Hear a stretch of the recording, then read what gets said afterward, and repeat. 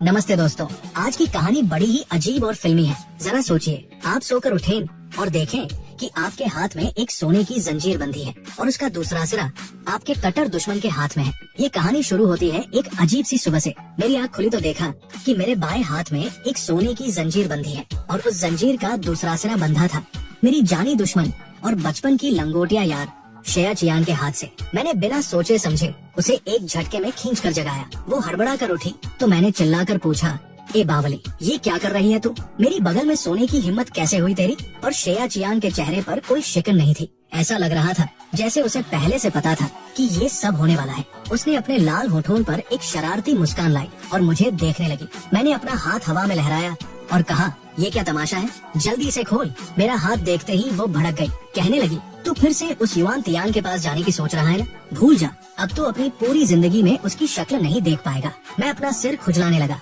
ये युवान कौन? ये कौन है भाई? और मैं उसके पास क्यों जाऊंगा? अब बारी श्रेया चियान के सपकाने की थी। उसे लगा मैं फिर से कोई नाटक कर रहा हूँ। मैंने उसकी बातों पर ध्यान देना छोड़ दिया और कमरे को गौर से देखने लगा। कमरा काफी आलीशान था, एकदम रईसों वाला। उसे लगा मैं फिर से पागलपन करूंगा तो ताना मारते हुए बोली, अब क्या इरादा है? फिर से फूलदान मेरे सिर पर मारेगा या फिर मुझे? मैंने उसकी बात काटते हुए सवालों की झड़ी लगा दी। ये जगह कौन सी है?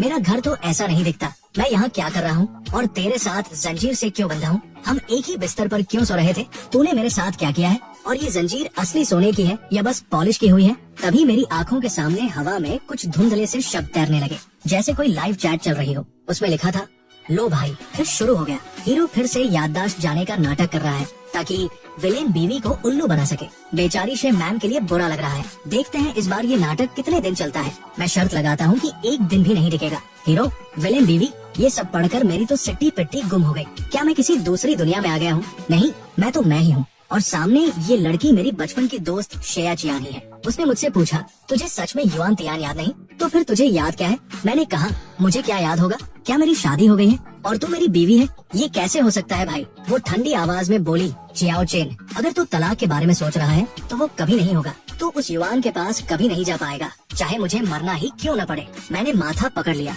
अरे मैं तो अभी 20 साल का भी नहीं हुआ, मेरी शादी कैसे हो सकती है? ये शादी ही गैर कानूनी है। उसने पूछा, तेरी उम्र क्या है? मैंने सीना तान के कहा, 19 साल। ये सुनकर वो एक पल के लिए सहम गई, पर फिर खुद को संभालते हुए बोली, चियाओ चेन, मेरा वक्त बर्बाद मत कर। याददाश्त जाने का नाटक तू कितनी बार कर चुका है? थक नहीं गया? उस युवान के चक्कर में मत पड़, वो तुझसे प्यार नहीं करती। मैंने झल्ला कर कहा, अरे माँ कसम, कोई नाटक नहीं कर रहा मैं। कल ही तो मैंने स्पोर्ट्स मीट में 800 मीटर की रेस जीती थी और तुझे चिढ़ाते वक्त मेरा पैर मुड़ गया था। बस उसके बाद का कुछ याद नहीं आ रहा। श्रेया का चेहरा उतर गया। उसे याद आया कि चियाओ चेन की मुलाकात उस लड़की से उसी रेस के कुछ समय बाद हुई थी। उसने धीरे से कहा, तू 19 का नहीं 26 साल का है और हमारी शादी को 4 साल हो चुके हैं। 4 साल? मेरा तो दिमाग ही चकरा गया। मैं नहीं मानता। तू तो कहती थी कि अगर दुनिया के सारे मर्द मर भी जाए तब भी तू मुझसे शादी नहीं करेगी। उसने जंजीर की तरफ इशारा किया और कहा, आज के लिए मैं तेरी बात मान लेती हूँ, पर अगर मुझे पता चला कि तू फिर झूठ बोल रहा है तो अगली बार इस जंजीर से भी बुरा हाल करूंगी। मैंने जंजीर को छूकर पूछा, ये असली सोना है क्या? उसने कहा, हाँ, 18 कैरेट है। मैंने मुंह बनाया, धत तेरी की, फिर तो ये मिलावट वाला हुआ ना। बेकार में खुश हो रहा था। उसकी आवाज थोड़ी नरम हुई। उसने कहा, तुझे जो खरीदना है बता, मैं दिला दूंगी। मैं चौंक गया। सूरज किधर से निकला है आज? पहले तो तुझसे चवन्नी निकलवाना मुश्किल होता था।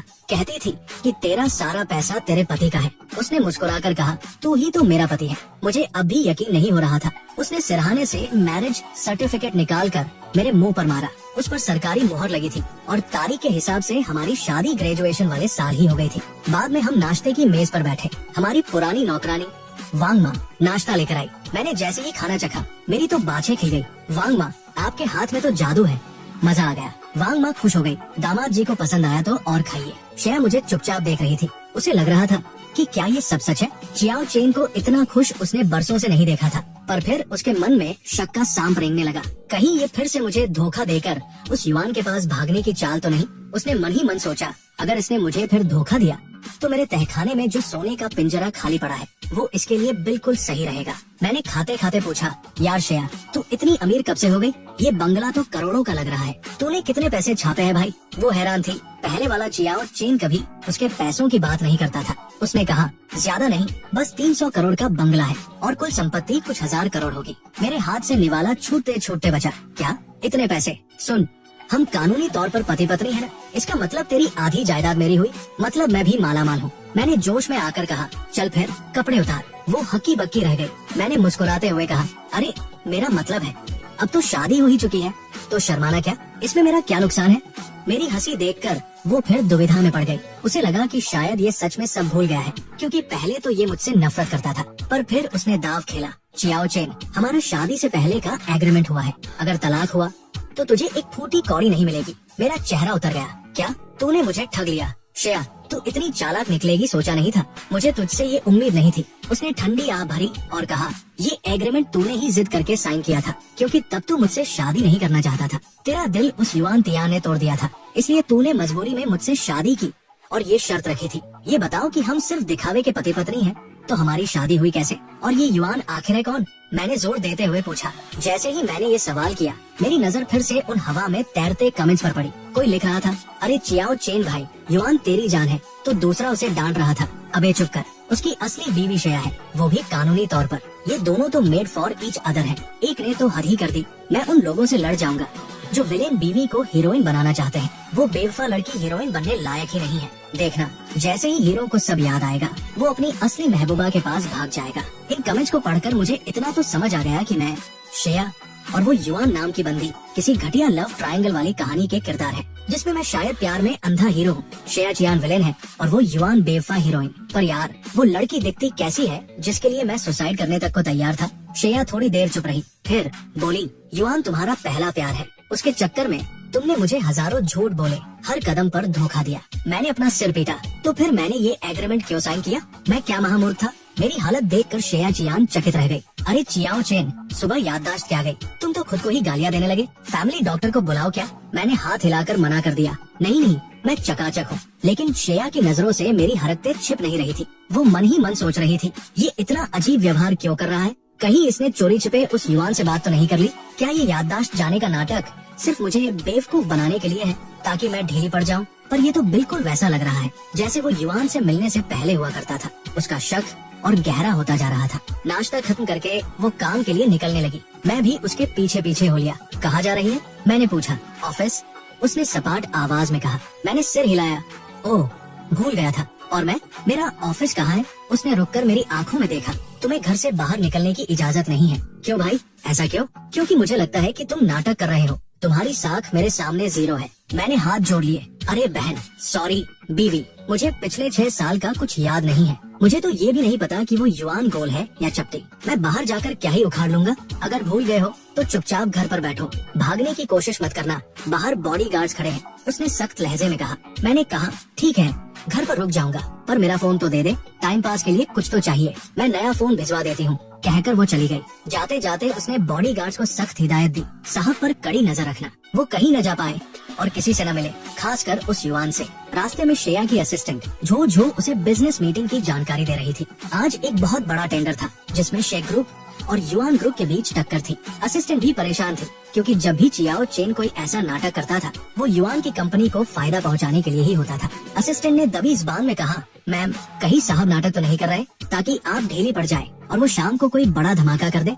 उन्होंने पहले भी कई बार कंपनी का नुकसान कराया है, पर श्रेया का दिल तो चियाओ चेन में अटका था। कंपनी का नुकसान हो जाए पर वो उसे छोड़ना नहीं चाहती थी। उसने बस इतना कहा, अपना बैकअप प्लान तैयार रखो, ये प्रोजेक्ट हमें हर हाल में चाहिए। इधर घर पर मैं रेशम के गद्देदार बिस्तर पर लेटा ऐश कर रहा था। भाई, बिस्तर क्या है, मखमल का दरिया है। मैंने सोचा हमारे खानदान के पास भी पैसा था, पर इतना नहीं कि ऐसा आलीशान बंगला खरीद सके। ये श्रेया इतनी तरक्की कैसे कर गई? क्या खाकर इतनी अमीर हुई है? तभी मेरे नए फोन पर एक मैसेज चमका, चियाओ चेन, आज का प्रोजेक्ट बहुत जरूरी है, तुम बस उस श्रेया को उलझाए रखना। जैसे ही मैं उसे हरा दूंगी, हम शादी कर लेंगे। हवा में तैरते कमेंट्स फिर शुरू हो गए।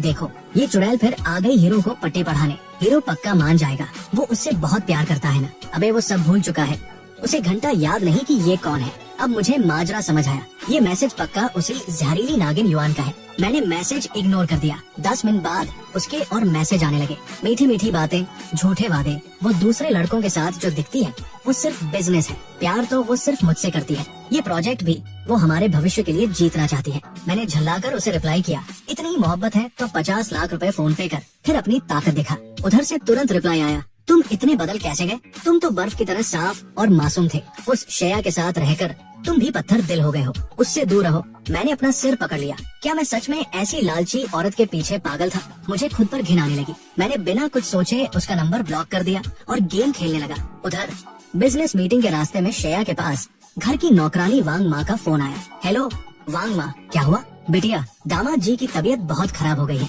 वो पेट दर्द के मारे जमीन पर लौट रहे हैं, उल्टियाँ कर रहे हैं। डॉक्टर कहाँ है? श्रेया चियान घबरा गई। डॉक्टर को बुलाया है, पहुंच नहीं वाला है। दामाद जी एम्बुलेंस बुलाने को कह रहे हैं, पर बॉडीगार्ड्स आपकी परमिशन के बिना बाहर नहीं जाने दे रहे हैं। श्रेया चियान चिल्लाई, उन बेवकूफों से कहो फौरन एम्बुलेंस बुलाए। अगर उसे कुछ भी हुआ तो मैं सबकी खाल उधेड़ दूंगी। उसने फोन काटा और ड्राइवर से कहा, गाड़ी मोड़ो, घर चलो। असिस्टेंट चौंक गई। मैम, मीटिंग शुरू होने वाली है और साहब को ठीक इसी वक्त दर्द उठा है। ये चाल भी तो हो सकती है। श्रेया चियान की आंखों में खौफ था। उसने कहा, मैं जानती हूँ तुम क्या सोच रही हो, लेकिन मेरे लिए चियाओ चेन हमेशा पहले नंबर पर रहेगा। चाहे वो 100 बार भेड़िया आया वाली कहानी सुनाकर मुझे ठूठे दिलाए, मैं हर बार उस पर यकीन करूंगी। वो मुझे हजारों बार धोखा दे सकता है, पर मैं उसे एक बार भी अकेला नहीं छोड़ सकती। मेरी किस्मत वैसी ही खराब है, मैं उसे खोने का गम बर्दाश्त नहीं कर पाऊंगी। असिस्टेंट जो ने कुछ कहना चाहा, पर फिर चुप हो गई। काले रंग की आलीशान रोल्स रॉयस मीटिंग हॉल के ठीक बाहर वाले मोड़ से तेजी से घूमी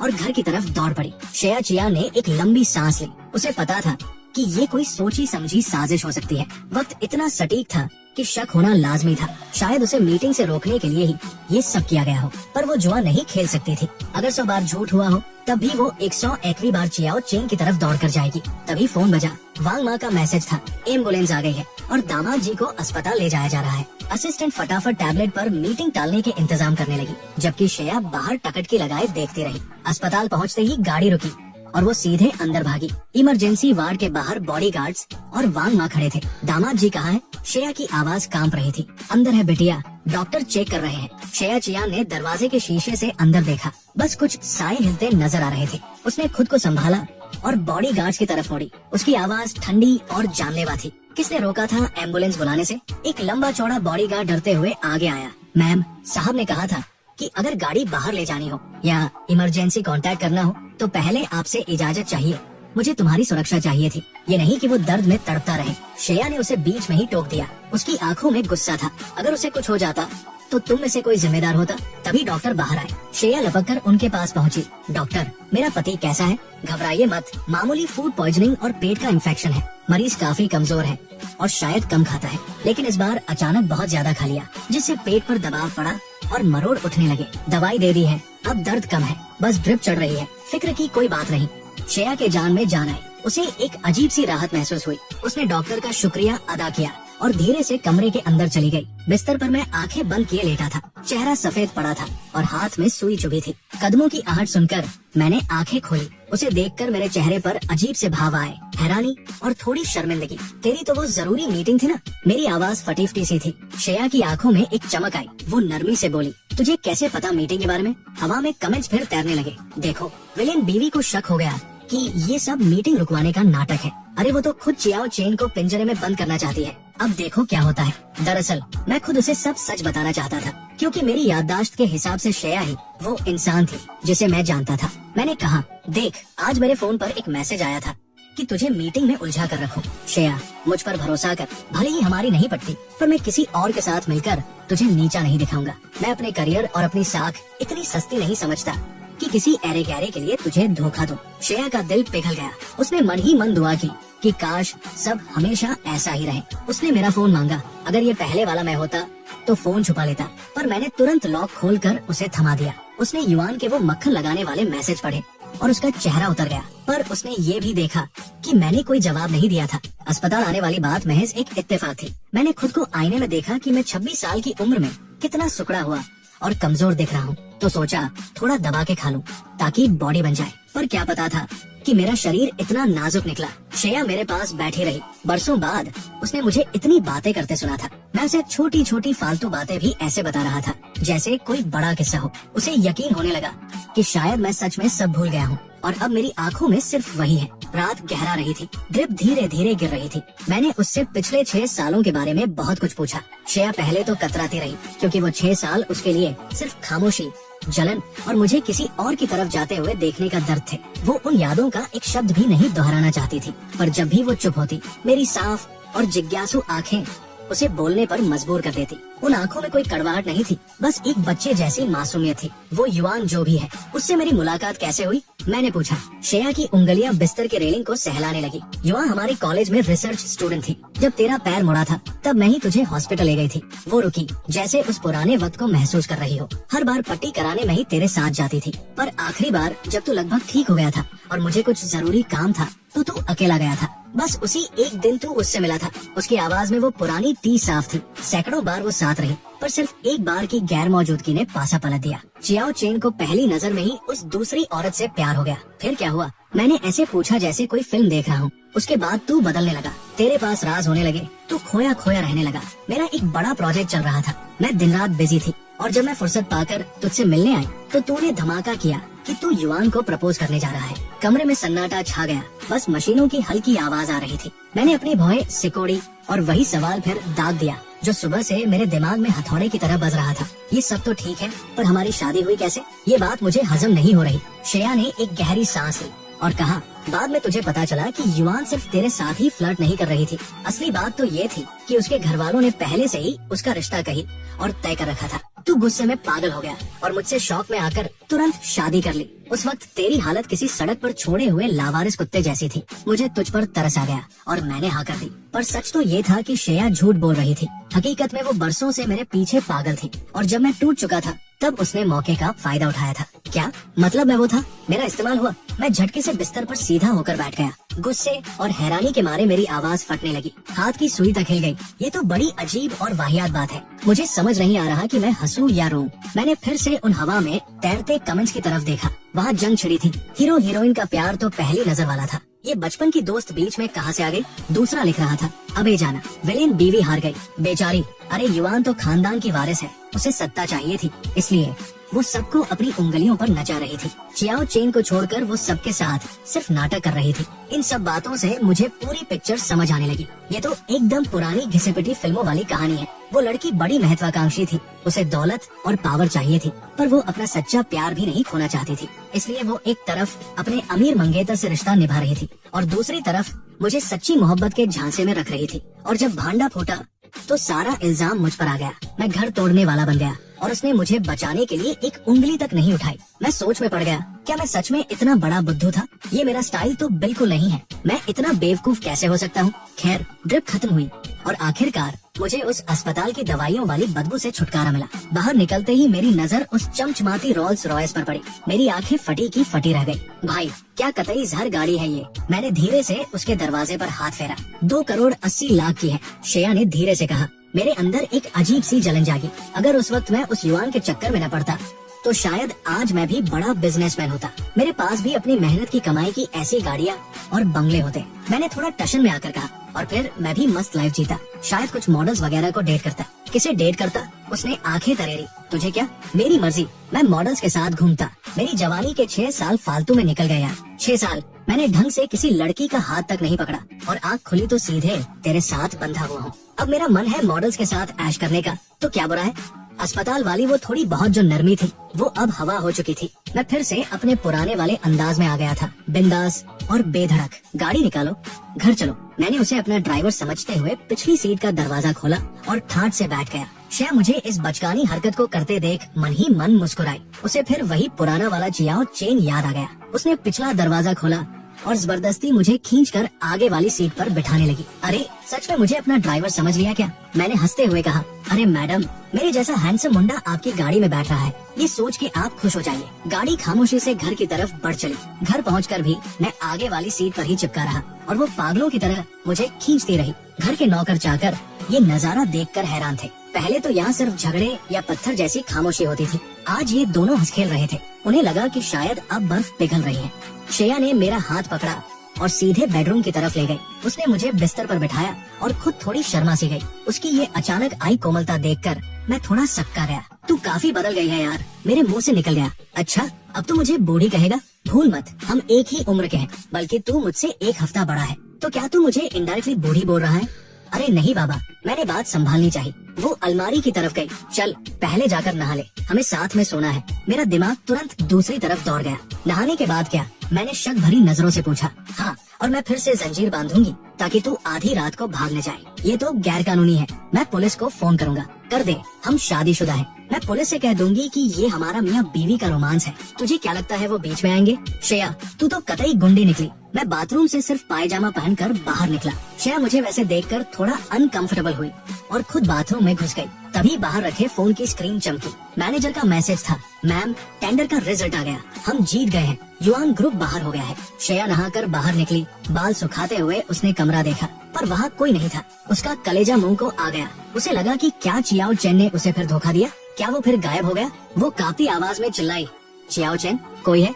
जल्दी जाओ और उसे ढूंढो, अभी के अभी। तभी गलियारे के आखिरी कमरे का दरवाजा खुला। अरे चिल्ला क्यों रही है? सोने देगी या नहीं? मैं चिढ़कर बाहर निकला। आधी रात को क्यों शोर मचा रखा है? क्या किसी की आत्मा बुला रही है? मुझे वहाँ देखकर उसकी जान में जान आई। उसकी हालत पागलों जैसी हो रही थी, जिसे देख मुझे थोड़ी शर्मिंदगी महसूस हुई। मुझे याद आया जब हम 20 साल के थे और मेरा पैर मुड़ा था, तभी वो मुझे डांटते हुए अस्पताल ले गई थी। चियाओ चैन और बनले हीरो, अब भुगत। अगर ज्यादा टशन दिखाया तो दूसरा पैर भी तुड़वा लेगा। वो बोलती कड़वा थी, पर हमेशा मेरे साथ खड़ी रहती थी। आज 26 साल की श्रेया भले ही बाहर से सख्त और ठंडी दिखती थी, पर फिक्र उसे आज भी उतनी ही थी। मेरा दिमाग अभी भी 19-20 साल वाले लड़के जैसा था, इसलिए मैंने बिना सोचे समझे पूछ लिया, तुम मुझसे एक तरफा प्यार करती है ना? सच बता। मेरा सवाल इतना सीधा था कि श्रेया वही ठिठक गई। प्यार गया तेल लेने, चल चुपचाप कमरे में चल, यहाँ नहीं सोना है। कमेंट्स में फिर से हंगामा मच गया, पर मैंने ध्यान नहीं दिया। श्रेया मेरे सामने खड़ी थी। उसकी आंखें साफ कह रही थी कि ये कोई विनती नहीं, ऑर्डर है। खुद चल रहा है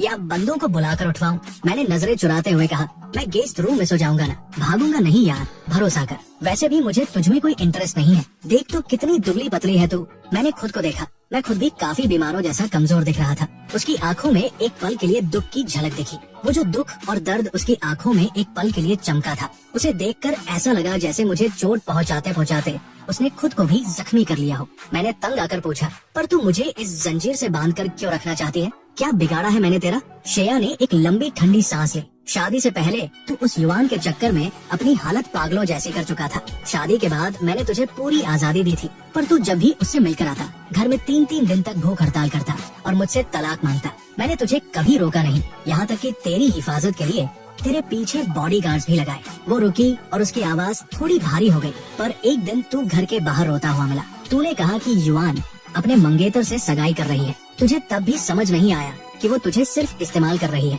वो तुझे लटकाए रखती थी ताकि तेरे जरिए शी ग्रुप के बिजनेस राज जान सके और अपना फायदा कर सके। उसने न कभी अपना वादा निभाया, न अपनी सगाई तोड़ी, और तूने उसके लिए अपनी नसें काट ली, नींद की गोलियां खा ली, यहाँ तक कि जब उसके किसी दोस्त को किडनी की जरूरत थी तो अपनी किडनी देने को तैयार हो गया था। अगर मैंने तुझे घर में कैद न किया होता तो आज तू जिंदा नहीं होता। तब से मैंने तय कर लिया कि दिन में लोग तुझ पर नजर रखेंगे और रात को तू मेरे साथ बंद कर सोएगा। अब तू भागने का सोच भी मत। मैं सन्न रह गया। क्या ये मैं था? ये तो कतई माओतिया होने की निशानी है। क्या सच में मैं इतना बड़ा पांडु था? मुझे यकीन ही नहीं हो रहा था कि इस कहानी का लेखक मुझे इतना गिरा हुआ कैसे दिखा सकता है। खैर जो भी हो, अब तो मैं सब भूल चुका हूँ। मैंने अपना बचाव करते हुए कहा, देख अब तो मैं सब भूल गया हूँ ना, तो अब ये ड्रामा बंद कर। इसीलिए तो बांध रही हूँ ताकि तुझे अचानक कुछ याद न आ जाए और तू फिर से मरने मारने पर उतारू हो जाए। चुपचाप चल, मुझे तुझमें कोई दिलचस्पी नहीं है। मैं मान गया। इतने सालों तक मेरा साथ न छोड़ने वाली उसकी इस वफादारी ने मेरा दिल जीत लिया। चलो, ये लड़की ज़बान की कड़वी जरूर है, पर है अपनी सगी। हम बेडरूम में गए और उसने फिर से वही जंजीर हमारे हाथों में बांध दी। वो बिस्तर के दूसरे कोने पर सो गई। मुझे नींद नहीं आ रही थी। श्रेया, ये बिस्तर बहुत मुलायम है यार। वो बेचारी दिन भर की थकी हुई थी। झुठलाकर बोली, सो जा अब चुपचाप। अगली सुबह जब हल्की सी आहट हुई तो मेरी नींद खुली। श्रेया उठ रही थी। जंजीर की आवाज से मेरी नींद खराब हो गई। मैंने तकिए में मुंह छिपाकर कहा, अरे यार सुबह कोई क्लास नहीं है, सोने देना, उठ और नाश्ता कर, उसके बाद सो जाना। उसकी आवाज आई। मेरा आधा सोया हुआ दिमाग चकराया। हॉस्टल के कमरे में ये लड़की कहाँ से आई? और तभी कल की सारी बातें याद आ गई। मैं बिजली की तेजी से उठकर बैठ गया। वो मुस्कुराई, याददाश्त तो तेज है तेरी। तुझे ये तक याद है कि सुबह तेरी कोई क्लास नहीं है? मैं चुपचाप बैठा सोचता रहा। 6 साल पुरानी बातें कल जैसी लग रही है, पर बीच के 6 साल गायब है। ये याददाश्त जाना कम और टाइम ट्रेवल ज्यादा लग रहा है। क्या मैं सच में भविष्य में आ गया हूँ? नीचे आ जा नाश्ते के लिए, और आज कम खाना, कल की तरह अस्पताल मत पहुँच जाना, कहकर वो कमरे से बाहर चली गई। मैंने कंबल मुंह पर ओढ़ लिया और इस गुत्थी को सुलझाने की कोशिश करने लगा। तभी एक आवाज आई, माफ करना, मुझे आने में थोड़ी देर हो गई। मैं उछल पड़ा, कंबल हटाकर पूरे कमरे में देखा, पर कोई नहीं था। कौन है? कौन है यहाँ? अरे डरो मत, मैं कमरे में नहीं, तुम्हारे दिमाग में हूँ। मैं हूँ सिस्टम 0137। सिस्टम? दिमाग में आवाज? क्या मुझे पागलपन के दौरे पड़ रहे हैं? नेक्स्ट पार्ट के लिए 2000 लाइक्स का टारगेट रखते हैं। जैसे ही टारगेट पूरा होगा वीडियो आ जाएगा। वीडियो को हाइप जरूर करें। मिलते हैं बहुत जल्द अगले वीडियो में।